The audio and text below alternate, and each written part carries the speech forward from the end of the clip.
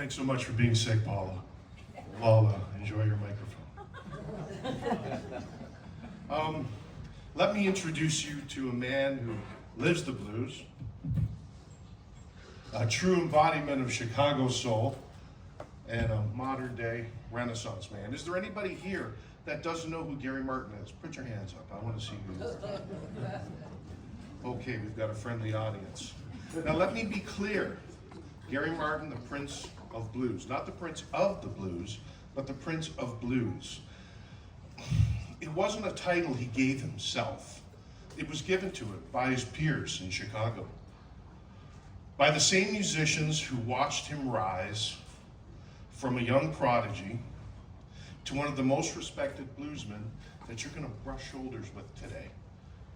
Gary was born on the west side of Chicago in a neighborhood that was soaked in rhythm and song. His mother, Jerlene Martin, was a singer-songwriter, and their home, it was a revolving door for blues legends. Imagine this: Little Walter, Hubert Sumlin, Lightning Hopkins, all dropping by to share stories, trade riffs, and pass down the flame. That was Gary's childhood. By 14, he was already fronting his own bands, lighting up stages across Chicago. He was inducted into the blues by Howlin' Wolf himself. Went head to head with the Jackson 5, and before he could even vote, Gary had already recorded and landed a number 47 song on the R&B Billboard charts. His mentors read like the Blues Hall of Fame. His uncle, Hubert Sumlin, Sam Lay, Jimmy Dawkins, Sonny Rhodes, and later more than 100 masters of various styles from every corner of music. Tyrone Davis, Carrie Bell, Tal Farlow, George Benson, the Scott family, Nelson Simmons, Bobby Dean Blackburn. You name it, Gary learned from them all, and he mastered it. Now, what truly defines Gary Martin isn't necessarily where he's come from or what he's done. What defines him is what he gives. What he gives, that's what defines him. Gary has dedicated his life to mentoring the next generation, teaching young musicians not just how to play the blues, but how to live it, with heart, with respect, with truth. He's an advocate for human rights, using his music and his voice to bring people together, to lift others up, and to remind us that the blues has always been the sound of survival and strength. Before many of his mentors passed on, they looked Gary right in the eyes and gave him a sacred task: to carry the torch, to preserve their stories, to keep their music, their truth alive. And that's exactly what he's done and what he'll continue to do. Gary's talent and versatility have earned him acclaim across genres. He's been nominated for a Juno Award and recognized as Canada's top funk guitarist.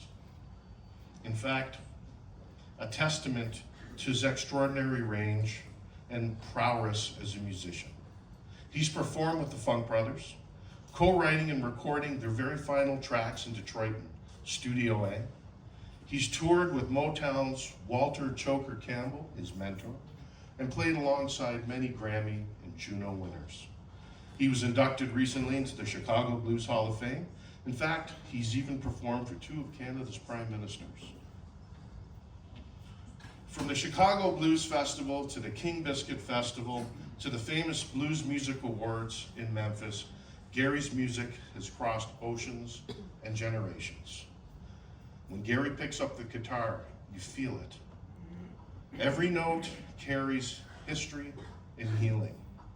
He's not just performing, folks, he's testifying. He's answering the call of the people that came before him. Ladies and gentlemen, Gary Martin is the blues. He's the rhythm, he is the legacy, and he's still going strong. So if it's your first time hearing about Edmonton's own Prince of Blues, drop by the Commercial Tavern on a Saturday afternoon. We start at 3. Gary holds court there, and you'll want to get there early. Now, Tommy asked us to keep this short, so we will keep it short. But my own personal experience with Gary, there was a small club called Shaker's Roadhouse, which has now been flattened. And there was a jam session happening with a young man named Dylan Farrell, and Gary Martin was playing there, helping Dylan out as he does. And never met the man before, and we got on stage next to each other and played, and we looked at each other. And after that moment, I knew I was home. So if you could put your hands together and welcome Gary Martin.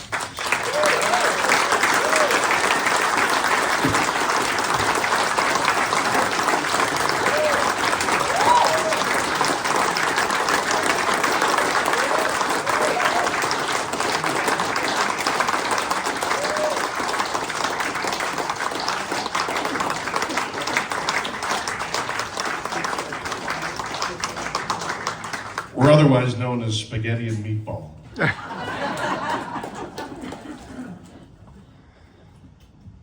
Take a guess on who's the meatball.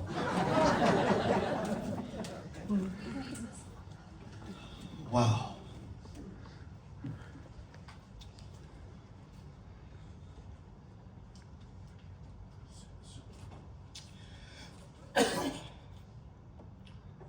Thank you, the Edmonton Blues Hall of Fame.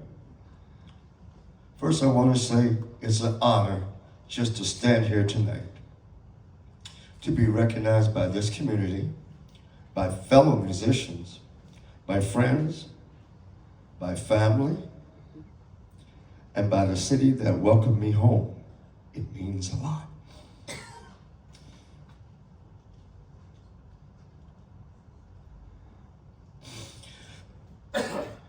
You know, I was just a kid from the west side of Chicago. The west side of Chicago, well, let me tell you. You ever heard of Luther Allison? Freddie King? Howlin' Wolf? Hubert Sumlin? Tyrone Davis? They were all my mentors. The Scott brothers. I grew up with them. I never dreamed I'd be doing what I love and still playing the blues at 71. I've never dreamed that. Never. I was raised in the blues. I did not learn it from a book or a record or an album. The blues artists, the grand masters, taught me personally, and I watched everything they did and put it in my computer. My uncle, Hubert Sumlin, he was the guy who taught Eric Clapton, Keith Richards, Jimmy Page, had his hands also in the likes of Stevie Ray Vaughan, and of course, Gary Martin. He started me when I was 10 years old, took my fingers and taught me some songs.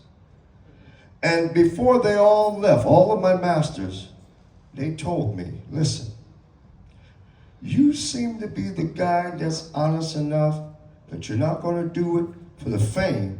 You're going to do it because you love to please and heal the people, because blues is a healing art. It's not just a music. It's not just the 12 bars. I will prove that to you. It is a healing art. It came from the beginning. What's the beginning? I'll say it this way. When Adam and Eve lost their child, I'm sure they wasn't singing the gospel. I'm sure they were singing the blues. So that's what the blues is to me. The blues, as I said, is more than just music. It's history, it's truth, it's our heritage, and people overcoming adversities. The blues heals, it unites, and that's why I've tried to pass it on to teach it to the younger generation. When I was in Chicago just this past summer, there were some young Canadians, and I was going around seeing all my buddies because we were all alumni, and they saw me. A couple of them live here in Edmonton. A couple saw me from Calgary, and I went down to the Kingston Mine, go see Mike Willard, all the top cats, and sit in and goof off. and they talked to me. I said, well, I'm going to be playing in Calgary. Guess what? I looked up that Friday night, and there those kids are with all their buddies coming over to me, hugging me, saying, it was so great to see a Canadian. A Canadian. Because I'm a Canadian citizen now. Let's get that straight. Let's get that straight now. They were so happy to see a Canadian down there with the big guys and still come back home and play it in a local venue. That's what they said to me. They congratulated me. Once again, I'd like to thank all my friends and family. Tommy, you're one of a kind. You know I'm going to really give it to you, don't you? And Miss Perro, much love to you. Jimmy, I'm looking for you to come by, man. We got to mess around a little bit there, okay? Thank you very much, and God bless.